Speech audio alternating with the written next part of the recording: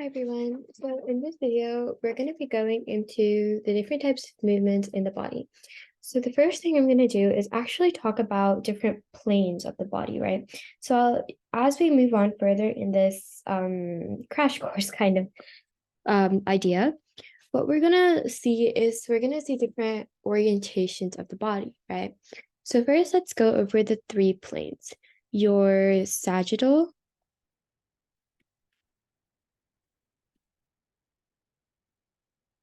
axial, and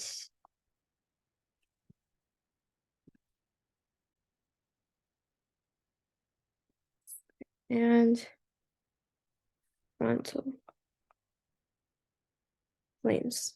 Okay, so the first thing is your sagittal plane. Your sagittal plane is what we see over here. It's a side cut, right? Basically, it gives you 1/2. So it doesn't just have to be straight down the middle, but there is a specific name for the ones that's cut right down the middle. It's called your mid-sagittal section. Sagittal section. So the reason why it's called sagittal is it's a vertical plane, right? And then you have your axial plane, which is basically a horizontal cut through. So say this person, right? If you were to look at him from the top and like you were to go down his body, you'd see an axial version of his body. So this is like horizontal,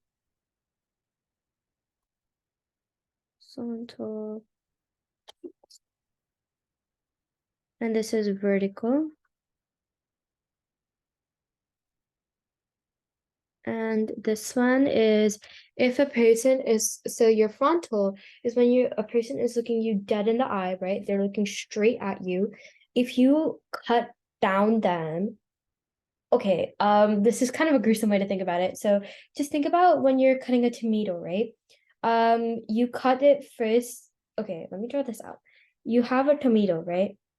This is, say it's facing you. If you cut down like straight down, you're going to end up, let me change my color to a beautiful section with the interior of the tomato looking out at you like this, right? Like this. This is what my tomatoes look like. And then if you keep cutting it forward and forward and forward, you'll see smaller sections. So what makes this the frontal view is that you're cutting at it from the front, right? You're taking away from the front. So if you were to if you guys have watched my entree videos, you'll see it too. Basically, the front plane, you'll keep when you're looking at them from the front, if you just keep taking slices. So this is from the front. It's a little bit confusing, but we'll see more examples of it in videos to come. So the reason why we're going over movements is because chapter 3 in the Brain Facts book is about movements, but not just that. In your body, like in your whole anatomy career, we need to know what flexion, extension, all of these things are, because they form the crux of our reactions, right, in the body. So basically, if you have in your reflexes, you need to be able to tell if the patient is having the right, I'm sure you've heard of the knee jerk reflex, where a doctor takes a hammer and you see a slight extension in your leg.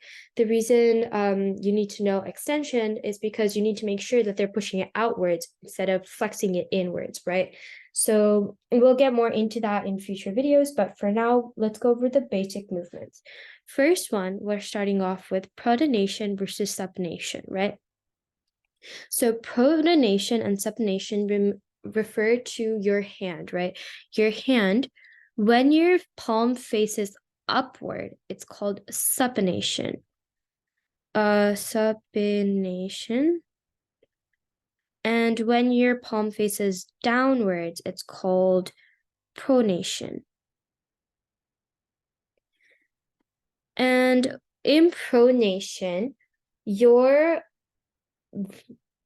radius crosses over your ulna, right? So your radius, which is the bone that's associated with your thumb finger, right, crosses over your ulna. which is the bone that's associated with your pinky finger. In supination, your radius and ulna are parallel to each other. So your radius is directly parallel to your ulna. So this is the difference between pronation and supination. Basically refers to when you're turning over your hand, the crossover that occurs between your radius and ulna is called pronation and supination. Then comes dorsiflexion and plantar flexion.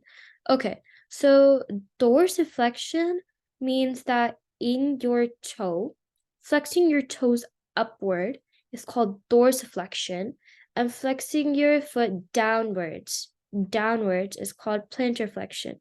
Upwards is dorsi, downwards is plantar. And the way I like to think about it is that when you're pushing your foot downwards, you're trying to plant it into the ground. You're trying to push it into the ground.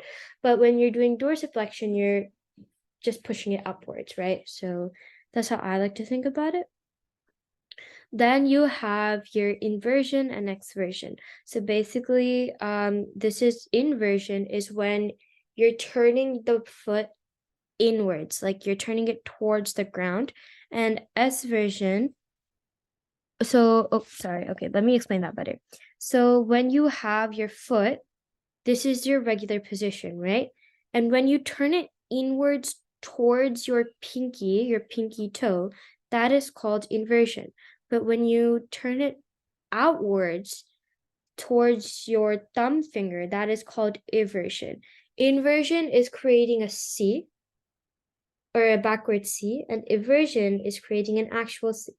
That's what I like to think about it. Now, this is the retraction and protraction of the mandible.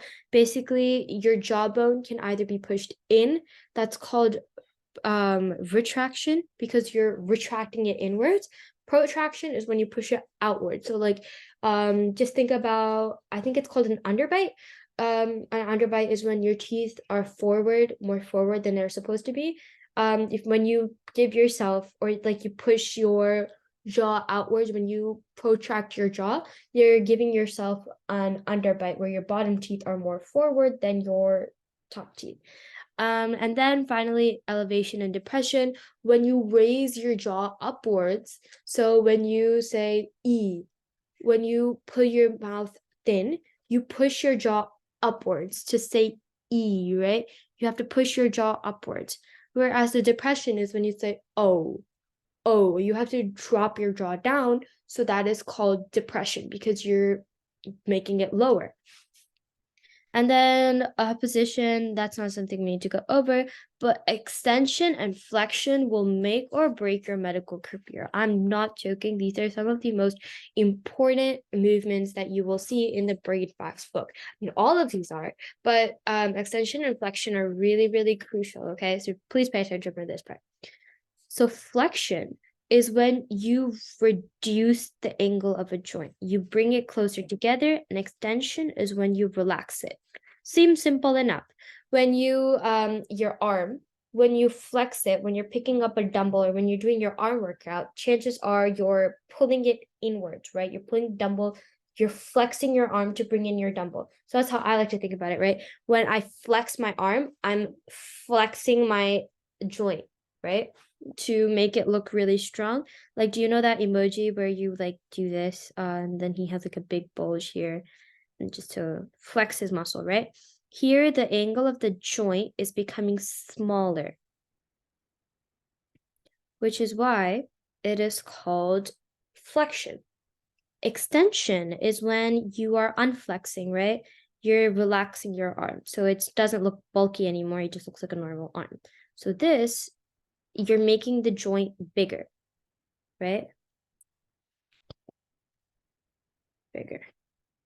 So same logic applies, but when it gets, okay, forward and backwards, like you flex your knee. So flexing your knee would mean that you push it upwards because the angle is being reduced here. But when extension would be to just put it down, that makes sense, right? But it gets a little bit complicated when it gets to the head. This pushing your head forward is flexion, right? Because your joint here, you're making the angle smaller. and then returning it back is extension. Makes sense, right? But leaning your head backwards is also extension. Okay, leaning your head backwards is extension, but bringing it forward is flexion. Because let's think about it. Here, say that this is our angle, right? When we do flexion, so when we pull our head forward, I'll draw that with pink, this angle gets smaller, right? And then when we pull it back, it becomes normal again. But when we do, when we push our head backwards, our angle becomes much longer. It becomes much larger, which is what makes this extension. And bringing it back makes your angle smaller again. So this means that this would be flexion. Extending your head back or pushing your head back is extension. Bringing it forward again is flexion. So it gets a little complicated backwards. So make sure you understand the logic behind this, because sometimes it can get really confusing. When your angle is smaller, that's flexion. When your angle is bigger, that's extension. Okay. And then finally here, this is the same logic. It applies for bending forward and backward. When you bend forward, this is your angle, right? Your angle looks like this. But when you bend backwards, your angle looks like this. So your angle is becoming larger than if you are still standing straight, which means that bending backwards is extension. Bending forward is flexion. Okay? So this applies for most principles.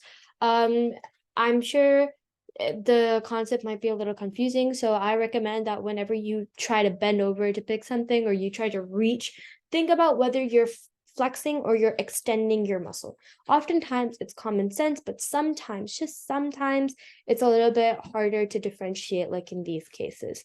Also, when you're chewing, just remember that you will be elevating and depressing your jaw multiple times throughout chewing, because you go chew, open. That's where you'd use protraction and depression and elevation. For retraction and protraction, we actually use this a lot when we talk. People's accents and people's different ways that they talk will cause them to protract and retract in multiple ways. And it's also used in chewing a lot, actually. Inversion and exversion. The example that I think right off the bat is when you trip. When you trip, your ankle will roll inwards or roll outwards. That's inversion and exversion. And then in terms of dorsiflexion and plantar flexion, I like to think of when you're wiggling on your socks, you try to ease your foot in by wiggling your toes up and down. So whenever I think dorsiflexion and plantar flexion, I think like socks. And then finally, for pronation and supination, I mean, there are so many uses for this, but a mnemonic that someone taught me was that when you hold a supination, means that you're ready to hold a bowl of soup in your hand, where pronation is where you just have your hand out straight, right? And so when I think of pronation and supination, I think of the game Hot Hands. Basically, when your hands are out, the goal of Hot Hands is basically one person has their hands pronated and they're on top, and the other person has their hands supinated underneath, and the person who has their hands supinated is trying to slap the pronated person's hands. And if they're able to do it, then the game swaps, and the person who has pronated hands will become supinated, and the supinated will become the pronated. And the goal of the game is to not get slapped, right? And if you're the slapper, then the goal is to get slapped, right? To slap the person. So I think of the game Hot Hands. It's a consistent version. So basically, the person who is supinated would have to pronate their hand to basically slap the pronated person's hands, right? So just make sure you understand the tongue twister that I just told you, and visualize the game or watch a game of Hot Hands being played, and think about who is pronated, who is supinated, and who has to pronate to slap the pronated person, right? So the transition between pronation and supination. Oh, and the very crucial thing is to remember your bones. Radius corresponds to thumbs, ulna corresponds to your pinkies. I like to think of it as ulna has 4 letters, which means it goes with the smaller finger, which might not be the case for everyone, but my pinky is actually bigger than my thumb, smaller than my thumb, so that's how I like to think about it. And the reason why I say that is because your radial bone is actually tends to be a little bit thicker than your ulnar bone. So your ulnar bone is smaller and thus coordinates more with your pinky. I hope this video was helpful, and I hope that it was able to give a lot of people clarity on the movements. As usual, if you have any questions, please feel free to comment. And yeah, thank you. Bye.